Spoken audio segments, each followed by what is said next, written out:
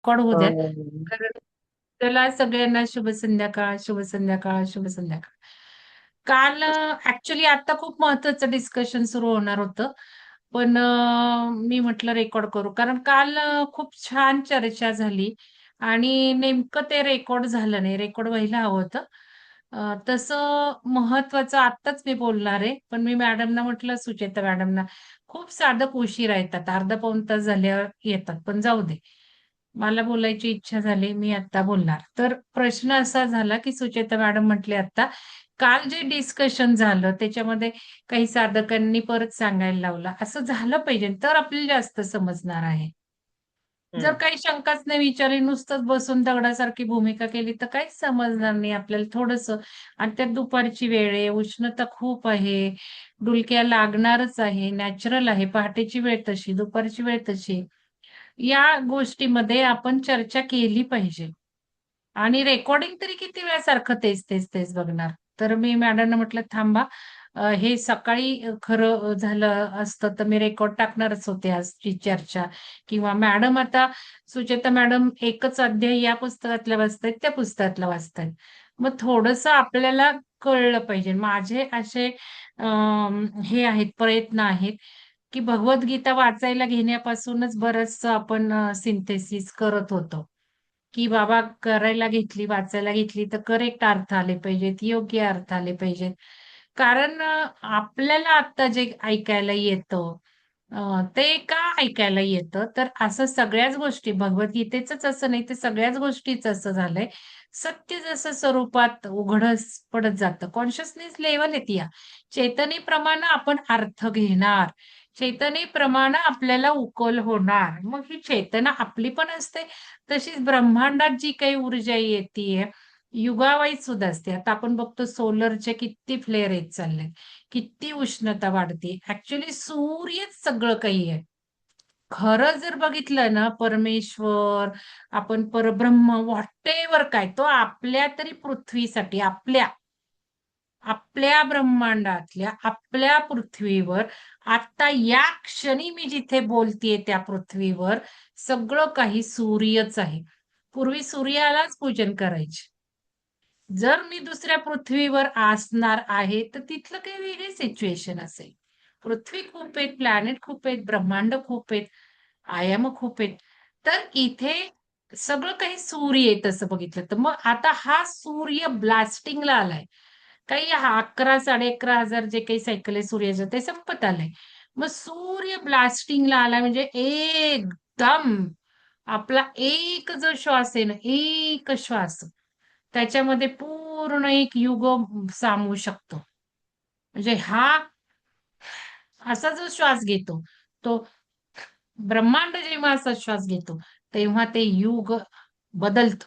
तसं सूर्य ज्यावेळेला असा श्वास घेणार आहे, आता नुसती आग ओकणं चाललंय, आग ओकणं चाललंय, आग ओकणं चाललंय आणि आपल्या तर भारताला खूप अवघड दिवस प्रेडिक्ट केलेत. आपण बघतो टेम्परेचर किती वाढत चाललंय. कारण सगळं ध्रुवच बदलतायत. नॉर्थ आणि साउथ पोल ध्रुव सगळे बदलतायत. तर अशा ह्याच्यात हा जो सूर्य आग ओकतोय, ती प्रेम आहे सगळं. आपल्यासाठी प्रेम आहे. कसं काय? तर आपल्या सगळ्या शरीरावर तो कारवाई करतोय, डीएनए ॲक्टिव्हेट करतोय, आपल्या काही आठवणी आपल्याला जागृत करतोय. व्हाईल आपल्याला काही विस्मरण करायला लावतोय. काल मी माझ्या खाण्याचं उदाहरण दिलं. आज फोनवर एक मॅडम तेच म्हणत होत्या. त्यांना पण आता नॉन-व्हेज खावं वाटतंय. आता या सगळ्या वृत्ती बदलणार आहेत. जे मी तुम्हाला बऱ्याच प्रश्न विचारत असते. काय खावंसं न वाटत होतं ते खावंसं वाटायला लागलं. सवयी बदलणार आहेत. हे सगळं हा सूर्य जसं क्रांती आपल्या घडवतोय शरीरात, मनामध्ये, सगळ्या ह्याच्यामध्ये, तो सूर्यच तसं बघितलं तर परब्रह्म, परमेश्वर सगळं काही तोच. मग आता हे जे काही आपण म्हणतो, की बाबा उघडकीस येत चाललंय, वेगळे अर्थ कळत चाललेत, जे पूर्वी कधी अर्थ घेतले नव्हते, हे का व्हायला लागले? तर हा जो सूर्य आहे, तो ब्रह्मांडात जो काही सृष्टीचं आवरण आहे, ओझोन तुम्ही समजता, सूर्याचे अतिनील काय केंद्र, किरण म्हणतो आपण. ते किरण समजतात. ते सायन्स सगळं आपण शिकलो. तेच बदलत चाललंय. म्हणजे इथे जे पेरत चालला होता कॉम्प्युटरचा प्रोग्राम, तो ब्रह्मांडातला ग्रीड, ब्रह्मांडातलं आवरण हे सगळं भ्रष्ट सूर्य करत चाललेला आहे. म्हणून आपण म्हणतो की बाबा वातावरण बदललंय, पर्यावरण बदललंय, सीझन बदललेत. हे सगळे वैश्विक प्रोग्राम बदलत चाललाय सूर्य. म्हणजे सूर्यच सगळा करता, करविता आपण जो म्हणतो ना परमपिता, परम ऊर्जा, परमेश्वर, ब्रह्मांड, ब्रह्मांडीय ऊर्जा हे सगळं कोण आहे? तर सूर्यच करतोय तो. आपल्या प्लॅनेटसाठी, आपल्या अर्थसाठी. कारण बघा आपल्याला सूर्यच माहिती आहे. त्याच्यावरती आपण कोणी बघतो का? चंद्राला सुद्धा सूर्यप्रकाश देतो. आणि मग जो मारुती, हनुमान चालीसा मी तुम्हाला सांगितलं. हनुमान चालीसेचा खरा अर्थ बघा. तो हनुमान सुद्धा त्या सूर्याला गिळायला वगैरे आता हे जर तुम्ही बघितलं ना, हे सगळं जे काही आपल्या शास्त्रात लिहून ठेवलंय ना, त्याचे सगळे सायंटिफिक अर्थ आहेत. जसं ब्रह्मा, विष्णू, महेश म्हणजे अणू, रेणू, प्रोटॉन हे जे सगळं आहे, हे शास्त्रच आहे. आपण त्याला नावं दिलीत आणि त्या आकलन शक्तीप्रमाणे, त्या चेतनेप्रमाणे त्याला रूपं दिली गेलीत.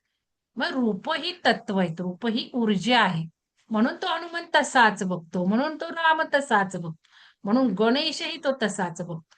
मग हे जसे आयाम देव आहेत, तसे हे चक्रा सुद्धा आहेत, चक्रांच्याच देवता आहेत त्या. म्हणजे परत सगळं त्या कॉन्शियसनेसशीच येतं. कुंडली म्हणजे कॉन्शियसनेस. तर आता सुचेता मॅडम म्हणतायत, की मी ते सांगते. काल जिथे क्लिअर झालं नाही ते मी आत्ता सांगते. तर मी त्यांना म्हटलं, की एकच अध्याय तुम्ही या पुस्तकातनं वाचताय, त्या पुस्तकातनं वाचताय. तर थोडंसं कंपेअर करा, की इथे काय म्हटलंय, तिथे काय म्हटलं. आपण कसं असतं, की आपण डोळे झाकून कशाला सुद्धा प्रमाण मानतो. ते डोळे उघडे ठेवून आपण केलं पाहिजे. कुठलाही ग्रंथ असेल. म्हणजे मी आता बरंचसं परवा जसं म्हटलं, की हा शब्द आहे का त्या श्लोकांमध्ये? थोडंसं रेकॉर्डिंग बंद करते. कारण उगाच आपल्याला वाद नाही घालायचे. आपल्याला काही वेगळे आणि मग ज्यावेळेला आपण झिरो होतो म्हणजे मोक्ष, मोक्ष, मोक्ष ही सुद्धा मायाजाळ आहे. मला मोक्ष पाहिजे, मला मुक्त पाहिजे. पण ती एक जरा वरची पायरी. पण त्याच्यानंतर तीही इच्छा सोडली पाहिजे. कारण तीही इच्छाच आहे. मग ती पण नको कारण तेही सगळं भुलभुलैयाच आहे. मग शेवटी राहतं काय? शेवटी शून्यच राहतं. काहीच नाही. कोणीच नाहीये तिथे. ना परमेश्वर, ना ब्रह्मन काय म्हणजे वेदांतात म्हणतात अहम ब्रह्मास्मी. ती पण सेकंड लास्ट स्टेज आहे. ती काय उत्तम फायनल स्टेज नाहीये. वेदांत म्हणतो अहम ब्रह्मास्मी म्हणजे मी आहेच. अहम आलाच की परत आणि ब्रह्मन त्याच्याही पलीकडचं म्हणजे मी म्हणजे एकच विलीन. योग शब्दाचा अर्थ सगळे. मग इथे भगवान जे काही आहेत, भगवानचा ॲक्चुअली भक्त जेव्हा आपण म्हणतो ना, भक्त आणि भक्ती. भक्त तेव्हाच होतो, जेव्हा त्या देवाचे कोणी भक्ती करतात. त्याचे गुण त्या व्यक्तीत येतात. मी जर समजा म्हटलं मी हनुमानाची भक्ती करते. मी हनुमानाची भक्त आहे म्हणजे काय?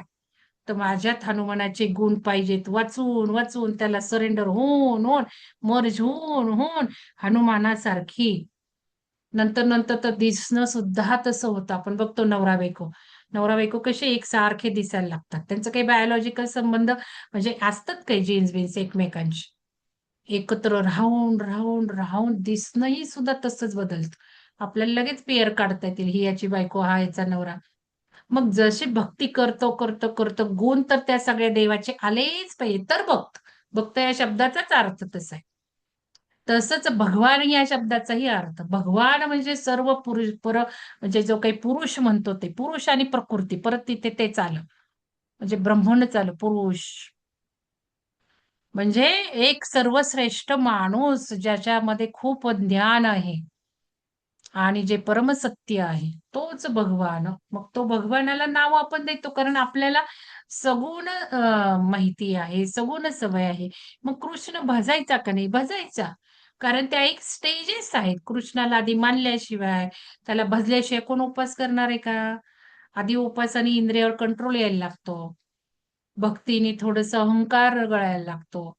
पण या पायऱ्या करत श्रीकृष्णमय होऊन, श्रीकृष्णाचे सगळे गुण आणून, मग त्या श्रीकृष्णाला सुद्धा विलीन करून टाकायचं. कुठं आपल्यातच म्हणजे शून्यात आपण जायचं. म्हणजे अद्वैत परत. मग कोणी नाही, रूपच नाही त्याचं. रूप नसलेला. तर हे सगळं असायचं. आता सुचेता मॅडम तुम्ही सांगा काय सकाळचं ते श्लोक कुठला कालचा तो एक्सप्लेन करा. कालचा श्लोक ते 15वा कळला नव्हता ना. सांगा ना, सांगा. मी हा. तुम्हाला स्पॉटलाइट देते. हां. हो. कारण नंतर सगळे निघून जातात किंवा झोपतात म्हटलं आधीच बोलू. हो. तर इथे जे पत्रीजींनी आणखीन त्या शशिकांत सरांनी जे भाषांतर अनुवादक म्हणजे ते जे पुस्तक आपण बघत होतो ना, त्यातल्या 15व्या श्लोकाचं जरा क्लिष्ट मला पण वाटलं होतं. म्हणून मी ते दुसऱ्या पुस्तकामध्ये त्याचं बघितलं, तर ते अगदी सोप्या भाषेमध्ये दिलेलं आहे आणि पटकन कळतंय. तर तो 15वा श्लोक काय आहे ते आपण आधी बघूया. कर्म ब्रह्म उद्भवम विद्धी ब्रह्म अक्षर समुद्धम समद्धवम तस्मात सर्वगतम ब्रह्म. म्हणजे वेदांमध्ये नियत कर्मे सांगण्यात आली आहे. कालच्या चर्चेमध्ये आपण बघितलं होतं हे, की वेदांमध्ये नियत कर्मे सांगण्यात आली आहेत आणि वेद हे साक्षात श्री भगवान पुरुषोत्तम यांच्यापासून प्रगट झाले आहेत. म्हणून सर्वव्यापी ब्रह्मतत्व हे यज्ञकर्मात स्थित झाले आहे. म्हणजे याचा अर्थ यांनी सांगितलाय की ह्या श्लोकामध्ये, ह्या श्लोकाचं मूळ हे काय आहे, तर यज्ञार्थ कर्म किंवा श्रीकृष्णाला संतुष्ट करण्यासाठी, जी श्रीकृष्ण म्हणजे विष्णूचा अवतार आहे, तो सृष्टीचा पालन करता आहे, तर त्याला संतुष्ट करण्यासाठी आवश्यक असणारी कर्मे कोणती, याचं विस्तृत वर्णन ह्या श्लोकात केलेलं आहे.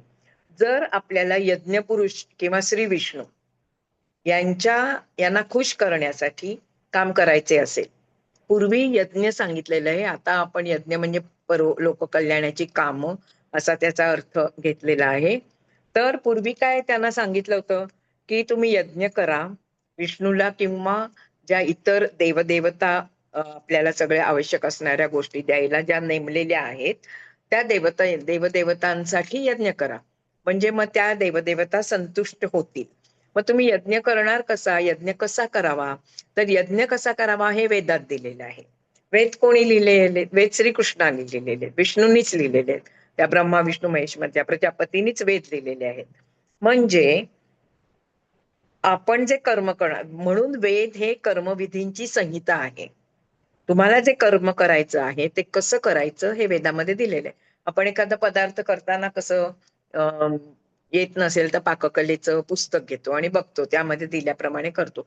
किंवा इथे पुढे त्यांनी उदाहरण दिलेलं आहे की आपण जेव्हा एखादं कर्म म्हणजे आता याच्यामध्ये सद्यस्थितीमध्ये परिस्थितीमध्ये आपण जेव्हा काही करणार असू तर आपल्याला गव्हर्नमेंटच्या नियमाप्रमाणे केलं पाहिजे. उद्या तुम्ही गाडी चालवायला घेतली तर आरटीओचा काय नियम आहे, रेड लाईट लागला की थांबायचं आणि ग्रीन लागला की जायचं. तुम्ही असं म्हणू शकत नाही की नाही नाही मी ग्रीन लागल्यावर थांबणार आणि रेड लागल्यावरच जाणार, म्हणू शकतो का? नाही. तर त्यांनी असं म्हटलेलं आहे इथे की हे सर्व तुम्ही नियमाप्रमाणेच करायला पाहिजे. मग ते कर्म सुद्धा म्हणजे जे तुम्ही यज्ञ करणार आहात ते यज्ञ कर्म सुद्धा तुम्ही नियमाप्रमाणे केलं पाहिजे. आणि ते वेदामध्ये म्हटलेले आहे. वेद श्री विष्णूंनी लिहिलेले आहेत. म्हणून वेदांच्या मार्गदर्शनाची वेळ केलेल्या कार्याला विकर्म किंवा ते योग्य नाही असं म्हटलेलं आहे. मोक्षप्राप्ती करणे ही बद्ध जीवनांसाठी संधी असते. म्हणून कृष्ण भावना भावित होऊन बद्ध जीवानी यज्ञ पद्धती अनुसरण्याचा प्रयत्न करणे. बद्ध म्हणजे कर्मानी बद्ध, ती सकाम कर्म ज्यांनी केलेली आहेत आणि ज्यांना समजलेले नाहीये, बाह्य इंद्रियांचा उपयोग करून बाह्य याचा उपभोग ज्यांनी घेतलेला आहे, तर त्या लोकांनी ते कर्मबंधनांनी बद्ध आहेत. तर ह्यांनी सुद्धा यज्ञ पद्धती अनुसरण्याचा प्रयत्न करणे. यज्ञ पद्धती अनुसरण्याचा, यज्ञ पद्धती म्हणजे इथे काय आहे, ऍक्च्युअल आपल्याला यज्ञ करायचा नाही, आपण ते बघितलं. लोककल्याणाची कामं करा, दुसऱ्यांना मदत करा, हे सगळं तुम्ही जर प्रयत्न केला. ज्यांनी वेदांचे पालन केले नाही, आता आपल्या पिढीमध्ये तर काही वेदांचं पालन होत नाहीये, त्यामुळे ते सुद्धा ह्या तत्वाचा, जे तत्व सांगितलेलं आहे त्याचं अनुकरण करू शकता, त्या तत्वाचा तुम्ही अंगीकार करू शकता. म्हणजेच कृष्ण भावनेचा अंगीकार करणे म्हणजे वैदिक कर्म किंवा यज्ञ केल्याप्रमाणेच आहे. म्हणजे थोडक्यात इथे त्यांनी सांगितलंय की पूर्वीच्या काळामध्ये हे ठीक होतं की तुम्ही यज्ञ करून देवदेवतांना संतुष्ट करा. पण आता आपल्याला काय आहे, यज्ञ म्हणजे सगळी कामं, चांगली कामं वाईट कामं सगळी कृष्णार्पण करायची आहेत. आणि चांगली कामं कोणती, तर लोककल्याणाची कामं करणे आणि ती कृष्णार्पण करणे. म्हणजे त्या ह्याचे आपण यज्ञामध्ये आहुती देणार आहोत, लोककल्याणाची कामं जी करणार आहोत आणि देवदेवतांना तुष्ट करणार आहोत. म्हणजे त्यामुळे आपल्याला थोडक्यात म्हणजे आपण दुसऱ्यांचं चांगलं केलं की आपलं चांगलं होतं. ह्या प्रिन्सिपलवर सध्या आपण बघतोय, हे प्रिन्सिपल आपल्या सध्याच्या जीवनात. तर तेच हे गीतेमध्ये सांगितलेलं आहे. कळलं आता कोणाला काल कळलं नव्हतं? जरा हे यांचं जे दुसरं पुस्तक आहे त्याच्यामध्ये खूप जरा क्लिष्ट सांगितलंय, ते जरा मलाही कळायला कठीण गेलं होतं. पण आता हे याच्यामध्ये छान आहे की देवतांना किंवा कृष्णाला तुष्ट करण्यासाठी यज्ञ करा. यज्ञ कसे करावे ते वेदात सांगितलंय. त्या नियमाप्रमाणे यज्ञ करा. वेद कोणी सांगितले? श्रीकृष्णांनीच सांगितले. त्यामुळे तुम्ही जी कार्य करणार आहोत ती श्रीकृष्णापर्यंत पोहोचणार आहे आणि मग तुम्ही त्या कृष्ण भावनेमध्ये मोक्ष प्राप्ती तुम्हाला सुकर होणार आहे. असं ह्या 15व्या श्लोकाचा मतितार्थ या कोणाचं, स्वामी प्रभुदास, भक्तिवेदांत स्वामी प्रभुदास यांच्या पुस्तकामध्ये सांगितला आहे. आणि मला वाटतं आता तो कळला असेल सर्वांना. कळलाय का नाही बोला? काल ज्यांनी हे सांगितलं होतं त्यांनी. हो मॅडम, समजलंय. हा. त्या दुसऱ्या कोणत्या, रजनी का काय त्यांचं नाव होतं, त्यांना कळलं नव्हतं ना? नाही येत वाटतं त्या आता. बरं चला, नाही, आता आपण, सुजाताच मॅडम म्हटल्या होत्या. हा. हो का? हा हा हा. हा. चला आता आपण पुढचा अध्याय 3 मधला पुढचा श्लोक बघूया. काल आपले मला वाटतं 19 पर्यंत श्लोक झाले होते. 21वा घेतलेला आहे आता श्लोक. यत् यत् आचरति श्रेष्ठः तत्तत् एव इतरः जनः यत् प्रमाणम कुरुते लोकः तत् अनुवर्तते. अगदी सोपा आहे, संस्कृत मध्ये पण कळतोय आपल्याला. उत्तम मानव, यत् यत् आचरति श्रेष्ठः, श्रेष्ठ म्हणजे ज्ञान प्राप्त झालेले, आत्मज्ञान झालेले उत्तम असे मानव जे जे आचरण करतात, इतर लोक पण त्यांचं आचरण करतात. त्यांचं बघून घरात आई वडील जसं वागतात तसे मुलं वागतात, तसं इथे पण ज्ञानी लोक जे जसं आचरण करतात तर त्यांना बघूनच इतर लोक तसं आचरण करतात. उत्तम मानव ज्याला प्रमाण रूपात किंवा आदर्श रूपात स्वीकार करतात, तर साधारण लोक पण त्यांचं बघून त्याचा स्वीकार करतात. म्हणजे त्यांनी इथे त्यांना सांगायचं आहे, उत्तम मानव लोकमार्ग, बघा विवरणामध्ये म्हटलंय, उत्तम मानव लोकमार्ग दाखवत असतात. उत्तम नसलेले मानव, उत्तम मानव जो मार्ग दाखवतात त्या मार्गावर चालत असतात. उत्तम मानव ज्याला प्राधान्य देतात, सर्व लोक त्यालाच प्राधान्य देतात. श्रेष्ठ मानव ज्याला प्रमाण म्हणून स्वीकारतात, सर्व लोक त्यालाच प्रमाण म्हणून स्वीकारतात. मानव मुख्य तसं का होतं? मानव मुख्यत्वे करून अनुकरणशील असतो. विचार करायचा नसतो त्याला, हा करतोय ना अमुक अमुक आहे ना चांगलं, मग तो करतोय म्हणजे चांगलंच असलं पाहिजे, चला आपण पण तेच करूया. प्रजा, पुढाऱ्यांचे शिष्य, गुरूंचे लहान गुरूंचे शिष्य, म्हणजे पुढाऱ्यांची जनता किंवा लहान मुले मोठ्यांचे अनुकरण करत असतात. ज्येष्ठ लोक जे जे करत आहे ते योग्य असते, त्यामुळे त्याचे आचरण करण्यासाठी इतर लोक त्याचा स्वीकार करतात. पशूंना, प्राण्यांना पाळताना मानवाचे अनुकरण प्राणी करू लागतात. कोणाच्या घरी पेट असेल तर बघा, मला काही अनुभव नाहीये, अनुकरण करत पुढच्या जन्मात मानव जन्म घेतात असंही म्हटलंय. आपण जेव्हा महान होतो, आपल्या आसपासचे लोक साहजिकच आपल्यामुळे प्रभावित होतात, तेव्हा आपण महान झालो तर. आणि आपली कॉपी करून, आता सगळ्यांना समजणारा शब्द म्हणजे मार्गावर चालणं वगैरे जरा कठीण आहे, आपली कॉपी करतात आणि तेही आपल्याप्रमाणे चांगल्या मार्गाला आपण जाऊ तसं जातात. उत्तम मनुष्य जो जसा वागत असतो तसा इतर वागतात आणि त्याप्रमाणे उत्तम हळूहळू होतात. आपल्यापेक्षा जो श्रेष्ठ आहे, सहज आहे, त्याचे सर्वांकरता आदर्श होणे किंवा ठरणे ही प्रकृतीचीच देणगी आहे. प्रकृतीचाच हा नियम आहे की आपल्यापेक्षा जो श्रेष्ठ आहे, वर चढ म्हणत नाहीये मी इथे, श्रेष्ठ ज्ञानाने श्रेष्ठ आहे, सहज आहे, त्याचे सर्वांकरता तो सर्वांचा आदर्श असतो आणि हा प्रकृतीचा नियम आहे. म्हणजे थोडक्यात इथे मला असं वाटतं त्याला सांगायचं आहे, अं, श्रीकृष्ण म्हणत आहे की तू उत्तम माणसांचे अनुकरण कर आणि त्यामुळे तुला आत्मज्ञान प्राप्त होईल. कारण सर्वत्र अशीच परिस्थिती दिसते. ज्ञानी माणसाचं इतर लोक आचरण करतात, मग त्यांना समजो न समजो आणि आदर्श रूपात त्याचा स्वीकार करतात. त्यामुळे जो जो काय आदर्श आहे त्याप्रमाणे तू अर्जुना वर्तन कर. मी तुला सांगतोय ना, तू युद्ध कर, तर तू युद्ध कर, कारण त्याच्यामुळे तुझं काहीही नुकसान होणार नाहीये. न मे पार्थास्ति कर्तव्यम त्रिषु लोकेषु किंचन नान नानव्याप्तम नानवाप्तम अवाप्तम वर्त एव च कर्मणी. हे पार्था, हे अर्जुना, मला या तीनही लोकात करण्यायोग्य कोणतेही कार्य नाही आणि प्राप्त करण्यायोग्य जे म्हणजे जे जे मी मिळवू शकत नाही असे काहीही नाही, तरी सुद्धा मी कर्म करत आहे. बघा, श्रीकृष्णाने काय सांगितलं होतं, तो साक्षात परमेश्वर आहे. या संपूर्ण लोकांमध्ये त्याला करायला कोणतंही कार्य नाहीये, त्याचं सर्व कार्य करून झालेलं आहे. म्हणजे त्यांनी कार्य नाही केलं तरी चालणार आहे, तो परमेश्वरच आहे. आणि प्राप्त करण्यायोग्य, मिळवण्यायोग्य जे मी मिळवू शकत नाही असंही काही नाहीये. काहीही मी मिळवू शकतो, परमेश्वरच आहे, तरी सुद्धा मी कर्म करत आहे. मनुष्य जन्म घेतलेला आहे. मनुष्य जन्म प्रकृतीने बांधलेला असतो. प्रकृतीप्रमाणे त्याला जी ज्ञानेंद्रिय सांगतात ती कर्म करायला लागतात. एवढंच नव्हे तर मागच्या श्लोकात आपण बघितलंय की आपल्याला साधं उदरनिर्वाह करायला पण कर्म करावी लागतात.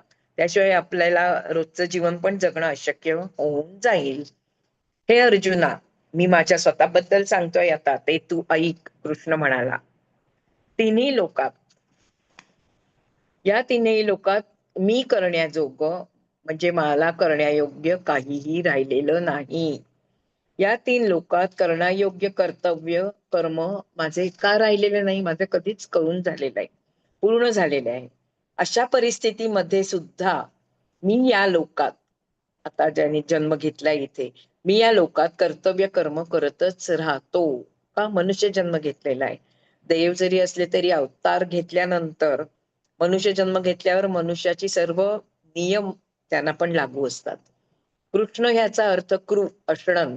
कृ म्हणजे करण्यायोग्य किंवा करण्यासाठी, असणं म्हणजे भोग घेणे.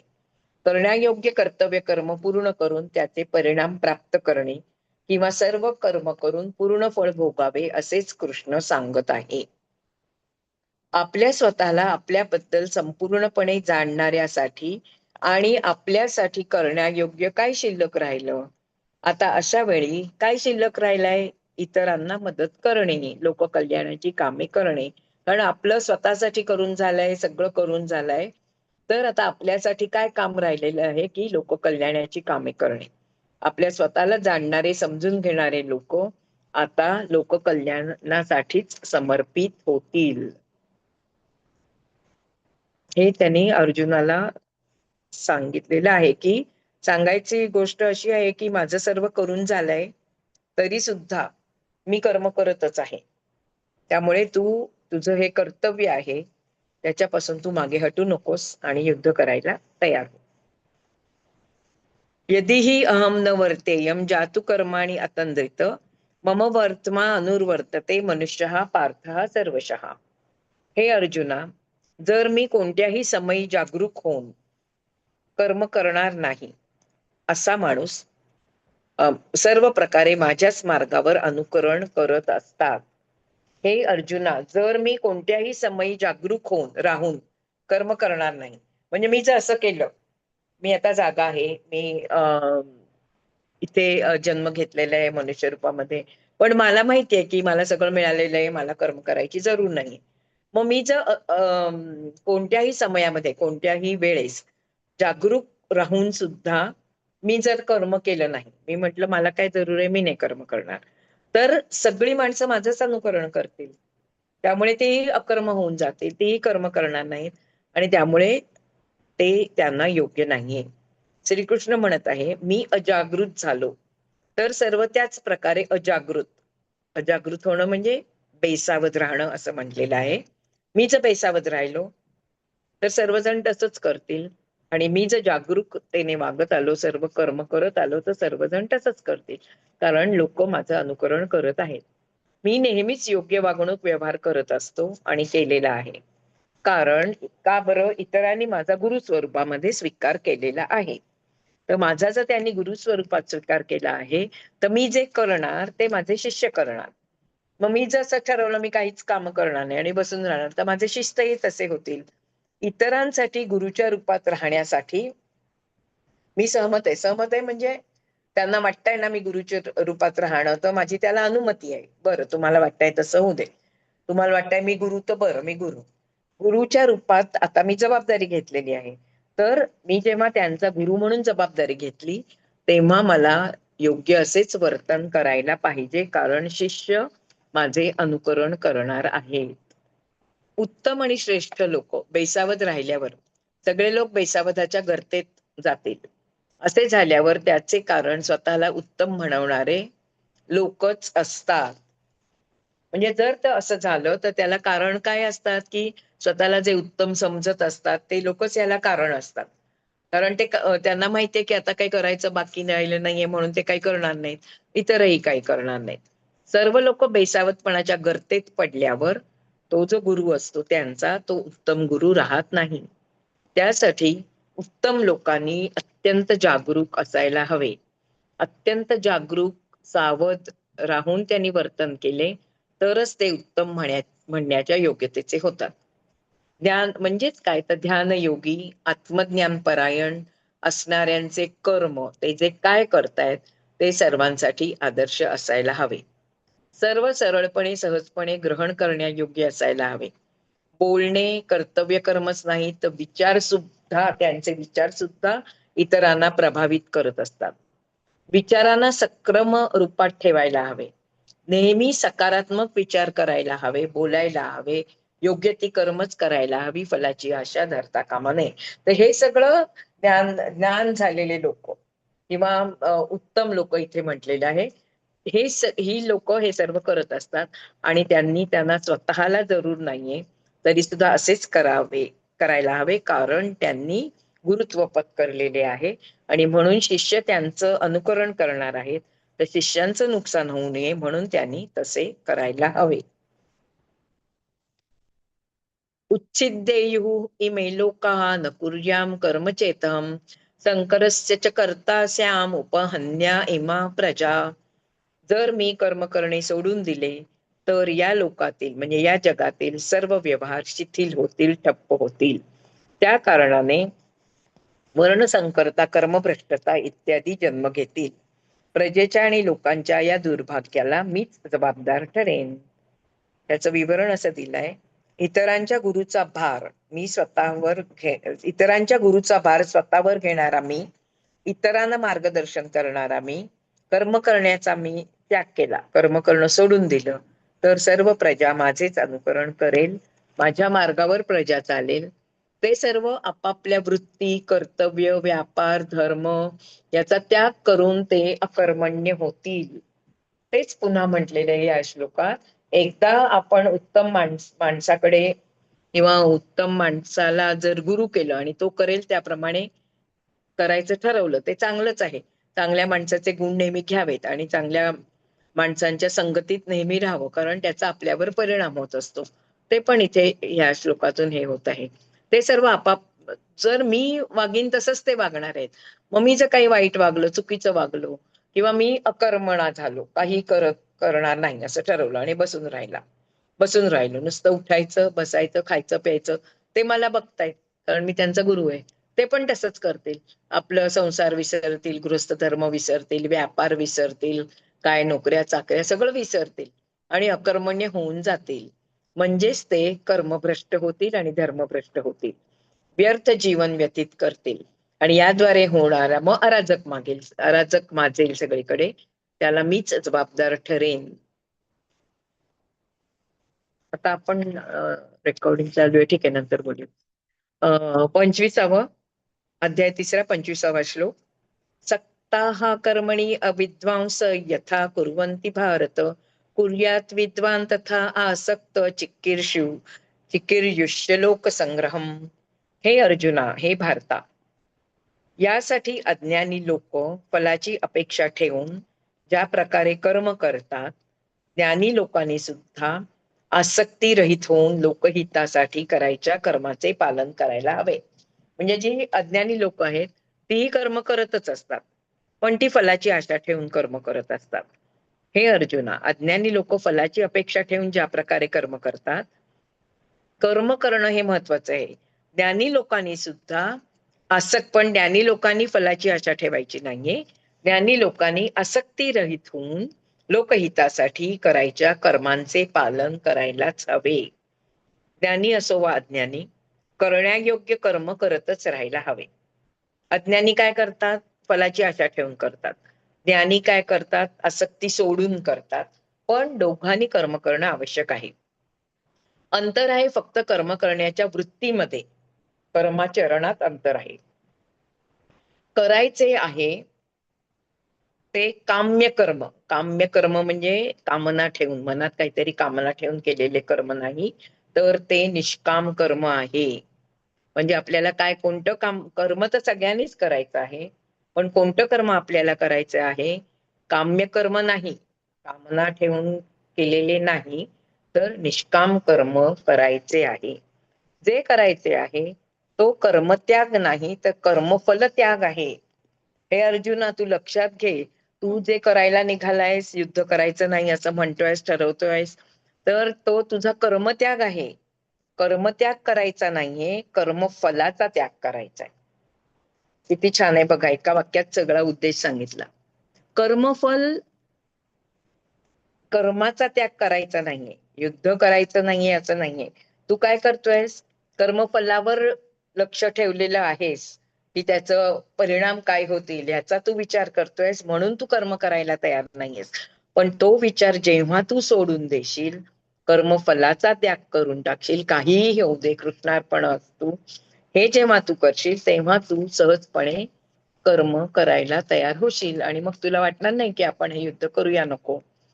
हे जे जाणत नाही तो मनुष्य अज्ञानी असतो आणि तो जन्ममरणाच्या चक्रात अडकला जातो. आणि हे जो जाणतो, काय जाणतो? कर्मफलाचा त्याग करायचा, कर्मफलावर नजर ठेवायची नाही, आणि आपण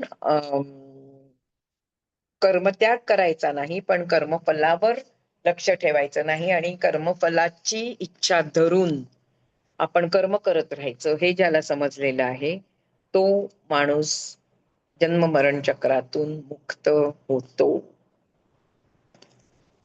आता अध्याय 3, 27वा श्लोक. प्रकृतेः क्रियमाणानि गुणैः कर्माणि सर्वश अहंकार विमूढात्मा कर्ता अहमिति मन्यते. संपूर्ण कर्म सर्व प्रकारे प्रकृतीच्या गुणांद्वारेच केले जाते. अहंकाराने विवेकशून्य झालेली व्यक्ती सर्व मीच करतो आहे असे समजत असतं. हे परत थोडस रिपिटेशन झालंय असं वाटतंय, की संपूर्ण कर्म सर्व प्रकारे प्रकृतीच्या गुणांद्वारेच केले जाते. म्हणजे प्रकृतीच सत्व रज आणि तमो हे गुण आहेत, त्याद्वारे संपूर्ण कर्म केले जाते.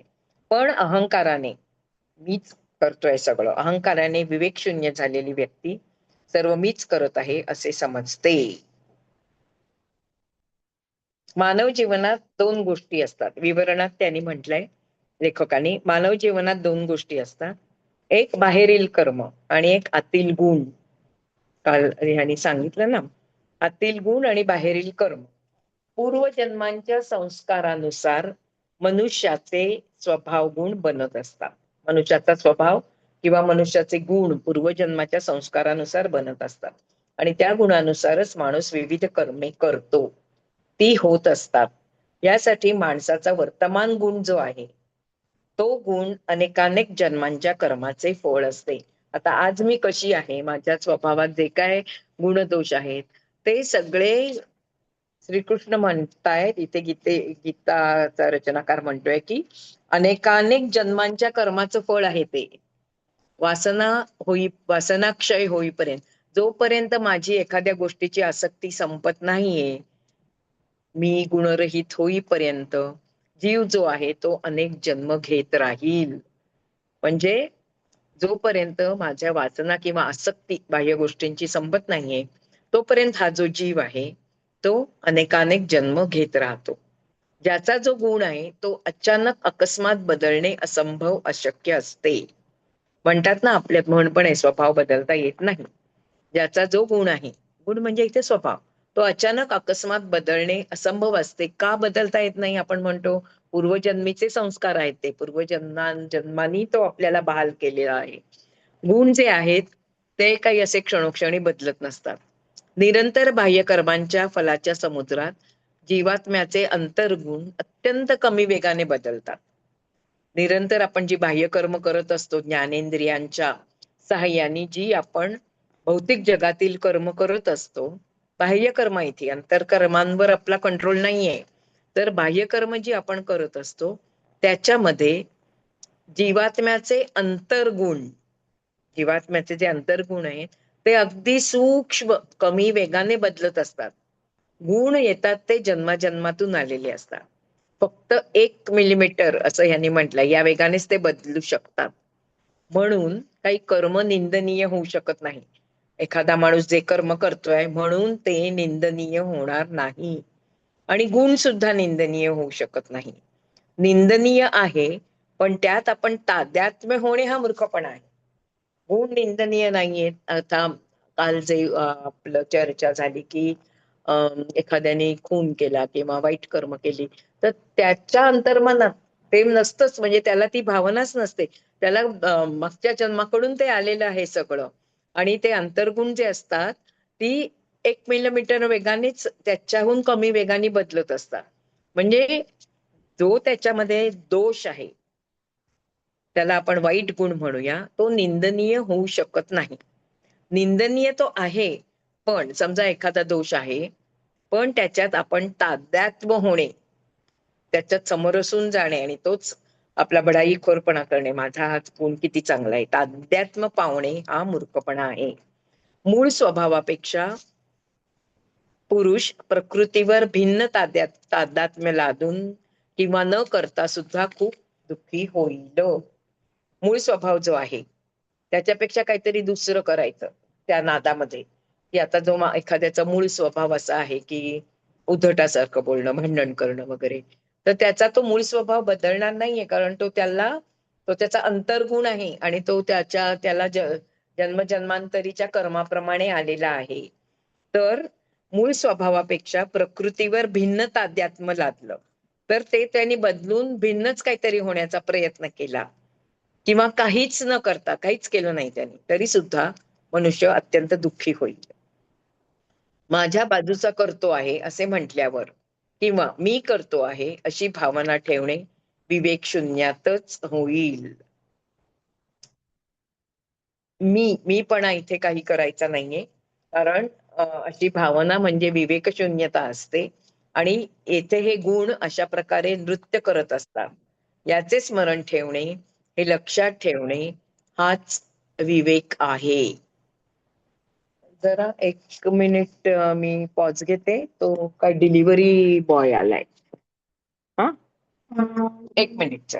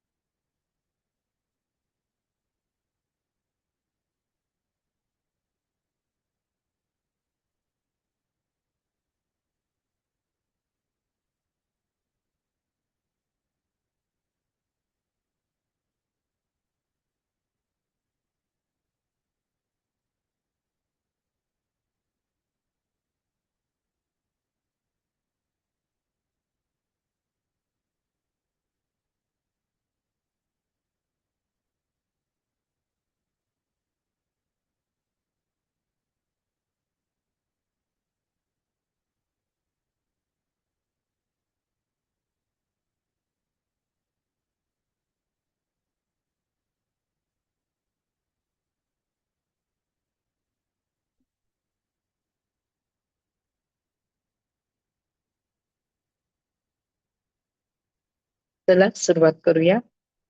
येथे गुण हे अशा प्रकारे नाच करत आहे याचे स्मरण ठेवणे, हे लक्षात ठेवणे हाच विवेक आहे.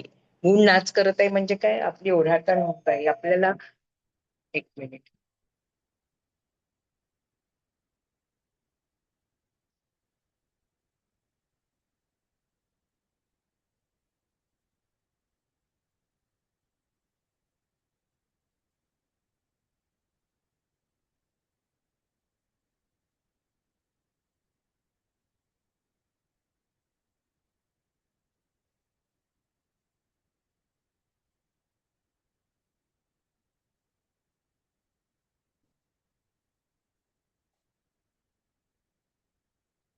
सॉरी, अगदी सॉरी. तो मुलगा काय काय पाठवत असतो ना, तर ते आधी मायगेटवर अप्रूव्ह करायचं, मग पुन्हा बेल वाजली, तो आला.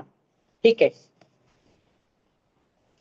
येथे गुण अशा प्रकारे नाच करत आहे याचे स्मरण ठेवणे, हे लक्षात ठेवणेच विवेक आहे. सर्व तसं तसे होत जात आहे, पण करणारा, करवून घेणारा कोणीच नाही. माणसाने आपला अविवेक दूर करायला हवा, सुनिश्चितपणे विवेक धारण करायला हवा. मी तो अशा भावनांमुळेच विवेकशून्यता बनत जाते.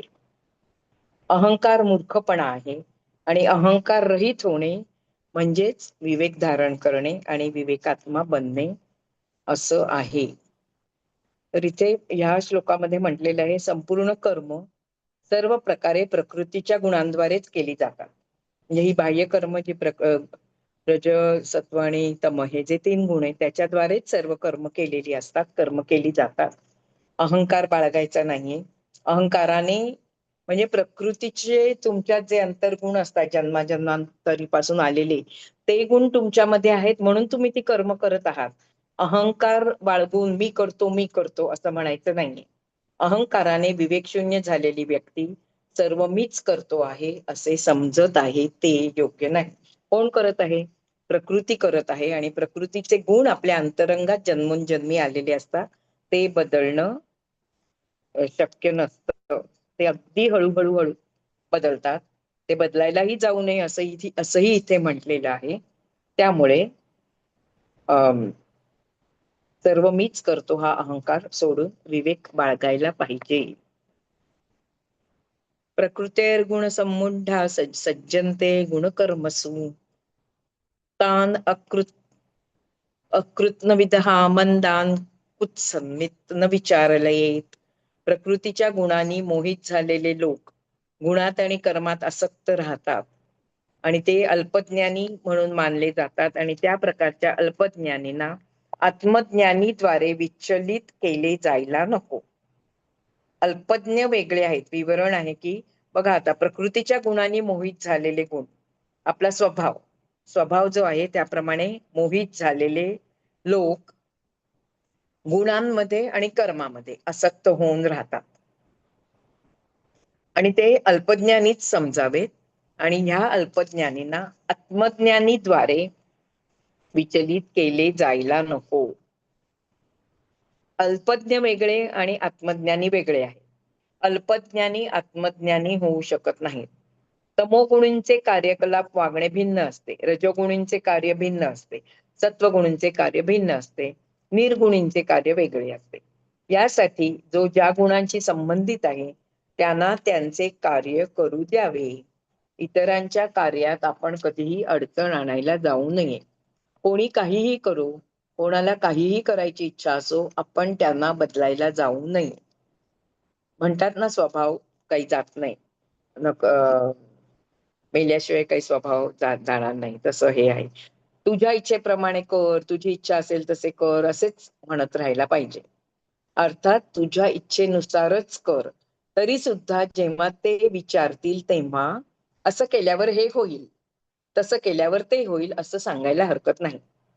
कारण मागितल्याशिवाय आई सुद्धा दूध देत नाही. म्हणजे त्यांनी जर विचारलं की बघा माझा स्वभाव असा आहे, मला बदलायचा आहे, मी काय करू, कशामुळे मी हे करू, आता काय करू, तर तुम्ही सांगायचं आहे, स्वतःहून सांगायचं नाही.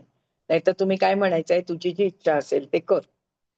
तरी सुद्धा ते जेव्हा विचारतील की असं केल्यावर तसं होईल का, तेव्हा मात्र तुम्ही त्यांना सांगू शकता, बघ बाबा तू असा असा तुझा स्वभाव आहे, तर त्याच्यामुळे तुझं नुकसान होत आहे, तर तू स्वभाव बदलण्याचा प्रयत्न कर. विचारलं तर सांगायचं. नंतर त्यांना जे काही करायचं असेल, ते जे काही करत असतील ते त्यांना करू द्यावं. स्वभाव बदलायचा प्रयत्न करू नये. स्वभावाला औषध नाही, असं ह्या श्लोकामध्ये म्हटलेलं आहे. श्रेयान् स्वधर्म विगुणः परधर्मात् स्वनुष्ठितात् स्वधर्म निधनं श्रेयः परधर्मः भयावह. चांगल्या प्रकारे आचरणात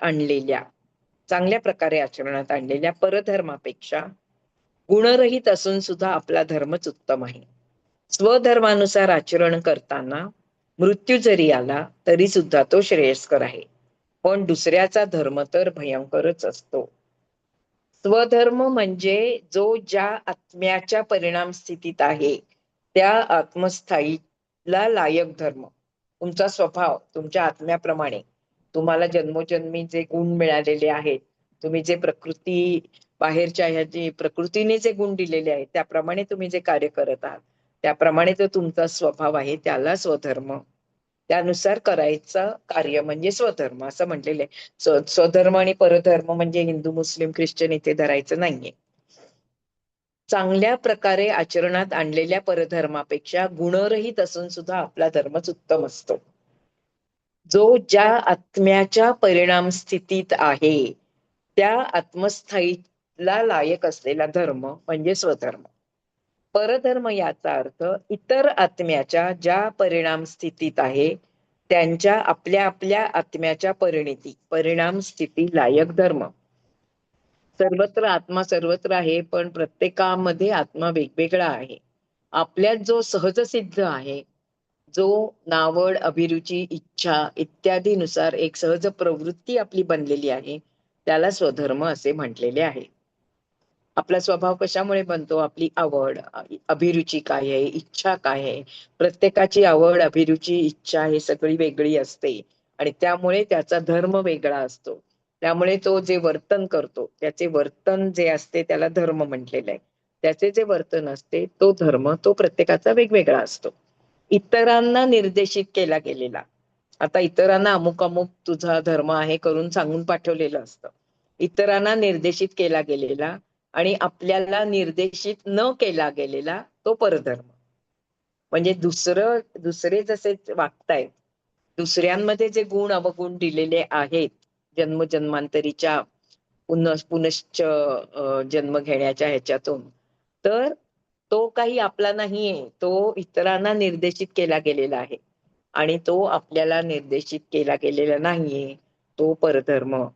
आपण आपल्या स्वधर्माविरुद्ध वागणे, इतरांच्या स्वधर्माचे आपण आचरण करणे म्हणजे परधर्माचे पालन करणे असं होईल. सिंहाबरोबर कोल्ह्याने टक्कर देणे योग्य होत नसते. सिंहासारखे जीवन जर कोल्ह्याचे झाले तर कोल्ह्याची हानीच होईल. कोल्हा तुम्ही झालायत ना, मग कोल्ह्याप्रमाणेच जगा. सिंह असाल ना तर सिंहाप्रमाणे जगा. स्वधर्माच्या विरुद्ध जाऊन जर दुसऱ्यासारखे जगायचा प्रयत्न केला तर त्याला अनेक जन्मापर्यंत, म्हणजे स्वधर्माच्या विरुद्ध जाऊन कोल्हा, त्यांनी म्हटलंय परत, कोल्हा जर जगण्याचा प्रयत्न करेल, स्वधर्माच्या विरुद्ध जाऊन दुसऱ्याप्रमाणे तो जगण्याचा प्रयत्न करेल तर त्याला जन्मोजन्मीपर्यंत कोल्हाच व्हावं लागेल. स्वधर्माच्या गुणानुसार जर कोल्हा जगला तर त्याचा कोल्ह्याचा जन्म एका जन्मात पूर्ण होईल. कसं तत्वज्ञान आहे बघा. आता एका प्राण्याला कोल्हा करून पाठवलाय आणि तो म्हणाला की नाही मी सिंहासारखंच वागणार, आणि तो सिंहासारखंच वागायचा प्रयत्न करत राहिला तर त्याला अनेक जन्म कोल्हाच व्हायला लागेल, कारण त्याचं कोल्ह्याचं कर्तव्य पूर्ण झालेलं नाहीये. अनेक जन्मापर्यंत त्याला कोल्हाच व्हावं लागेल. का? कारण तो ज्या गुणधर्मांसहित त्याला पाठवलेला आहे त्याप्रमाणे त्यांनी आचरण केलेलं नाहीये. म्हणून जर त्याप्रमाणे त्यांनी आचरण केलं, स्वधर्माच्या प्रमाणे जर तो कोल्हा जगला तर झालं त्याचं, कोल्ह्याचा जन्म एका जन्मात पूर्ण होईल, त्याचं झालं जगणं. मग त्याला दुसरा जन्म, दुसऱ्या कोणाचा तरी जन्म मिळेल. पण दुसऱ्यासारखं आपण वागायचा प्रयत्न केला, आपली ती प्रवृत्ती किंवा स्वभाव किंवा आपल्याला त्या धर्माने पाठवलेलं नसेल आणि दुसऱ्या ह्याचा प्रयत्न केला तर आपल्याला ज्या उद्देशाने पाठवलाय ते पूर्ण होणार नाही आणि आपल्याला मग त्यामुळे अनेक जन्म घ्यायला लागतील. कोणीही असो त्याने त्यांच्या स्वतःच्या स्वधर्मातच राहावे हे श्रेयस्कर आहे. परधर्माचे आचरण करण्याचा प्रयत्न केल्यावर सिंहाने कोल्ह्याशी टक्कर देण्यासारखे होईल.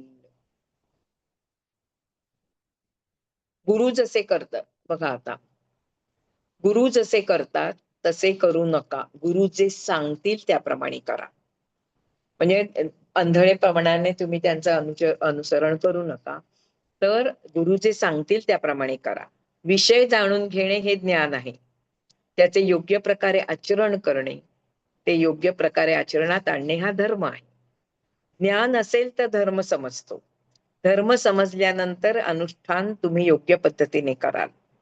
धर्मच शाश्वत आहे. परिस्थिती कशी का असेना, धर्माचा त्याग करू नका.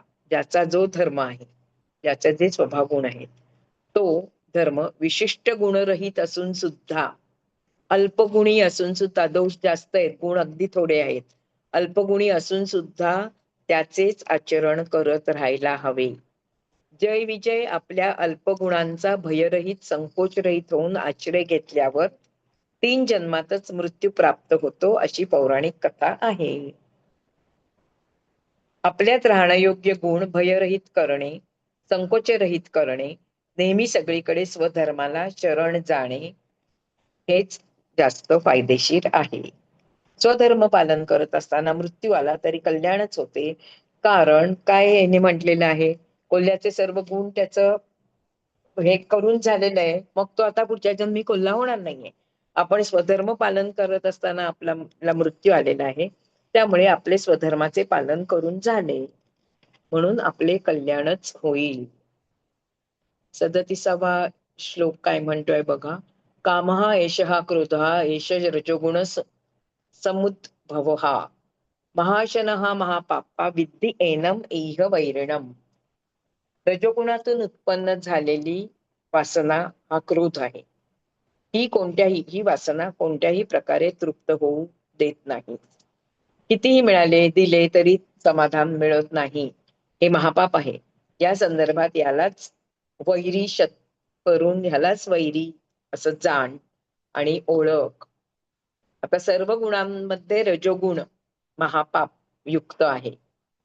तम सत्व आणि रजोगुण असं म्हटलेलं आहे. तर रजोगुण जो आहे ना, तो सगळ्यात वाईट आहे असं म्हटलेलं आहे. आणि रजोगुणातून जी उत्पन्न झालेली वासना असते, तिचे शेवटी क्रोधात रूपांतर होते, तो क्रोध आहे.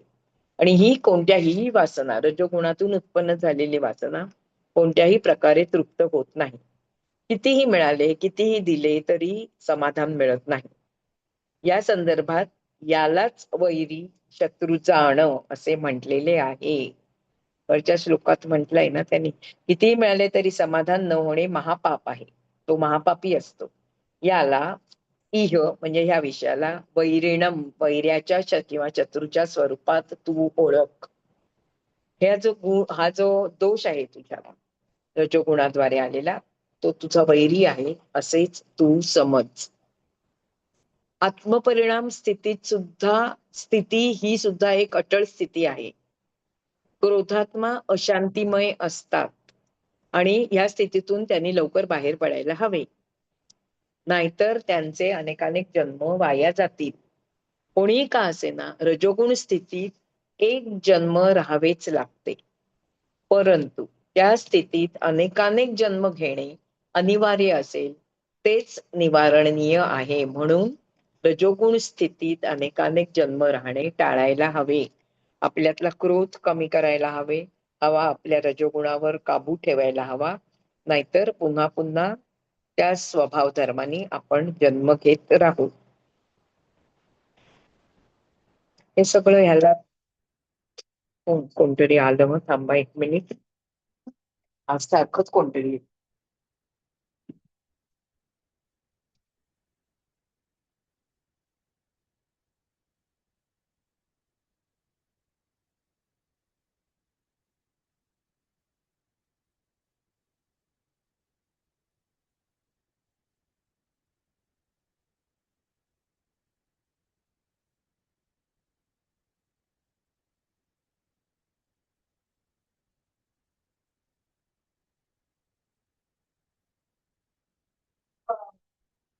लेक्चर नाही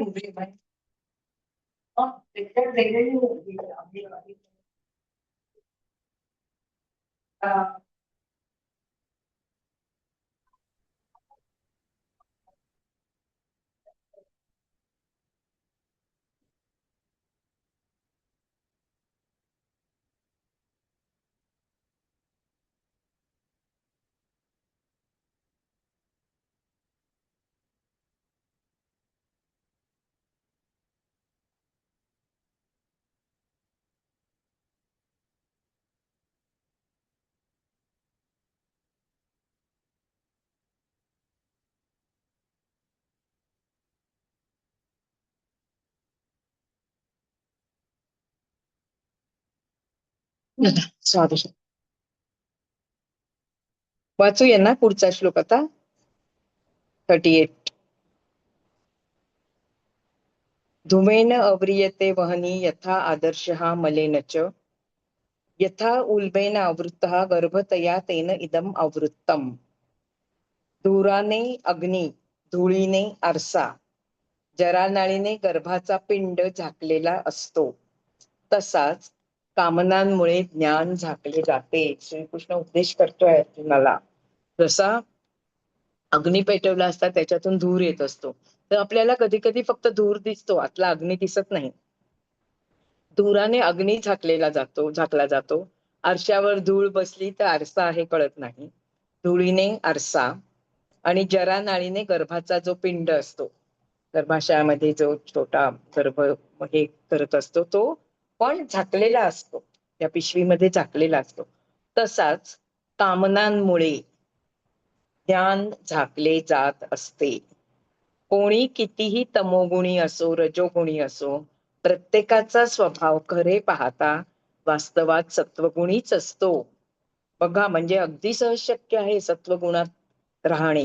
कारण आपला स्वभाव प्रत्येकाचा, इथे गीतेत म्हटलंय की प्रत्येकाचा स्वभाव खरे पाहता वास्तवात सत्वगुणीच असतो. प्रत्येकाचे यथार्थ खरे स्वरूप पूर्ण ज्ञानच आहे.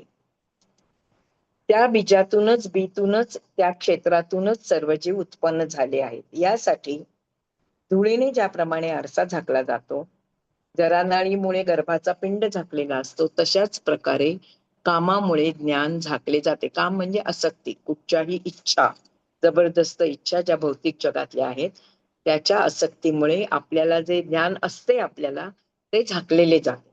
आरशावरील धूळ झटकायला हवी, काढायला हवी. आगीवरचा धूर दूर करायला हवा, लाकडं थोडी हलवायला हवी. अर्थात शेवटचं वाक्य आहे, थोडं तरी आनापान सती ध्यानाचा अभ्यास आणि सराव करायला हवा आणि ते ध्यान करायला हवं.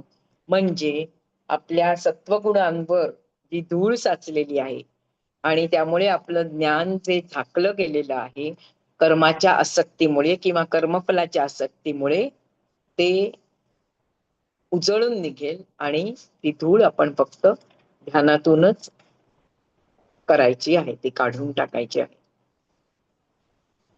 शेवटचा श्लोक 40वा घेऊया. मग आता किती उरलाय मी बघते. 1, 2, 3. मॅडम 3च श्लोक उरली आहेत, घ्यायचे का? मग 4था अध्याय सुरू होतोय. घ्या ना. अध्याय 3 श्लोक 40वा. हा घ्या, संपवा. हा, संपवते.